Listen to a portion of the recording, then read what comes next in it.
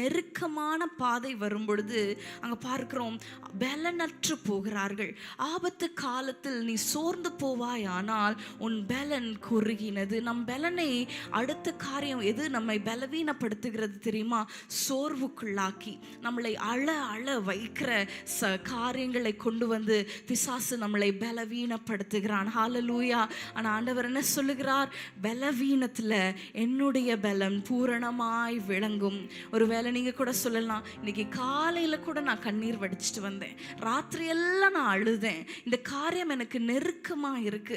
சில நேரத்துல காரியங்கள் எல்லாம் நல்லா இருந்தாலும் இருதயத்துல ஒரு நெருக்கம் இல்லையா? பணம் இருக்கு, பிள்ளைகள் லைஃப் செட்டில் ஆயிருச்சு, வேலை இருக்கு, ஒரு குறையும் இல்லை, ஆனா இருதயத்துல ஒரு நெருக்கம், இருதயத்துல ஒரு பாரம், சோர்வை கொண்டு வருகிறது பிசாசுடைய கிரியை. அந்த பாரத்தை கொண்டு வந்து பாருங்க, இப்போ ஈஸியா எல்லாரும் டிப்ரெஷன் சொல்லிடுறாங்க. ஆனா அது பிசாசுடைய தந்திரம்.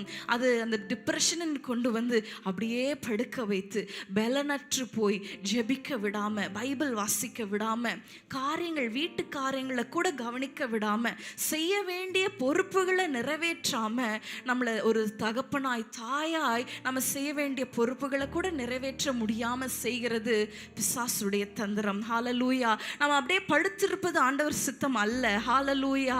அவன் அழுதான், ஆனா கர்த்தருக்குள் தன்னை ஒரு பாயிண்ட்ல வரும்போது திடப்படுத்தி கொண்டான். ஹல்லேலூயா. அழுது கொண்டே இருப்பது ஆண்டவர் சித்தம் அல்ல. ஹல்லேலூயா.